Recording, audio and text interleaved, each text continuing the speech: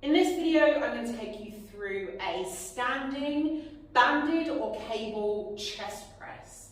Now that's quite a mouthful, but the title of the exercise really just describes the exercise. We're doing it standing, we're using a band or a cable, which I'll go through in a moment, and we're doing a chest press, which is a horizontal pressing movement. And it's the exact same as every other pressing movement. We want our hand starting here at the chest, elbow down, so that we're not pressing out here. This isn't so good for the shoulder joint. We want the shoulder joint at 45 degrees, and then we're pressing forward. So the exact same as a push-up, the exact same as a bench press, the exact same as all horizontal or chest pressing movements. So I like to use a setup like this, one of these thick pull-up bands, and then I add to it one of these bands with handles. This just gives a little bit more leeway on the band. A little bit more give on the band. So as I mentioned before, you're holding it in one hand, you're starting with it at your chest. We want to have a split stance position, elbow back and down. It's not tucked right into the body, it's out at 45 degrees from the chest, so from the shoulder joint, so here. And then we're pressing forward, okay? You want a little bit of weight slightly forward on this front leg, and you want your rib cage over your pelvis. You don't want to be leaning back, and you don't want to be too far forward either. Okay, so we're pressing forward, we're breathing in on the way back, we're breathing out on the way forward.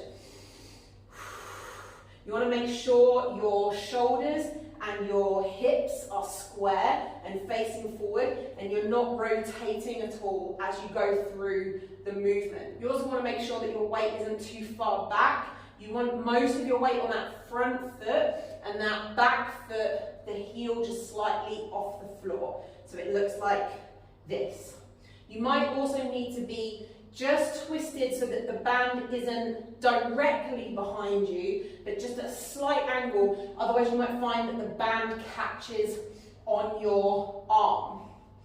Okay, so if you're at the gym, you might have access to an adjustable cable.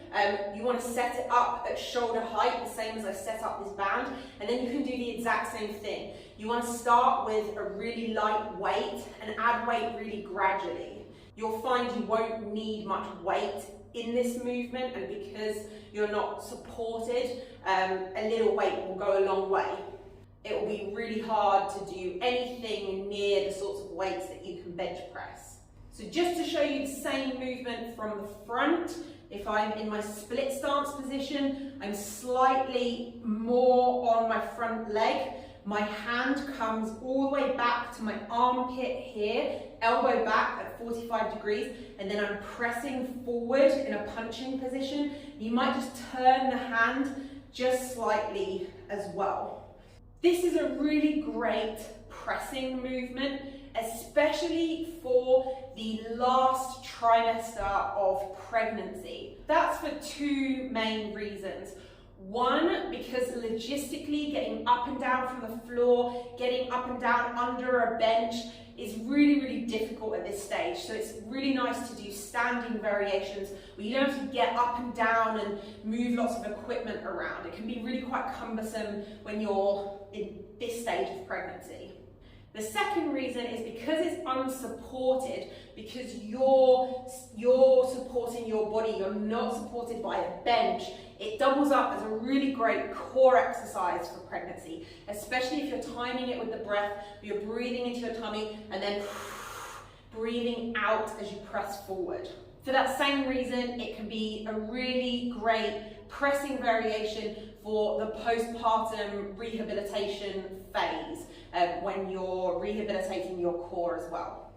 I hope you found that useful. That was a standing banded or cable chest press.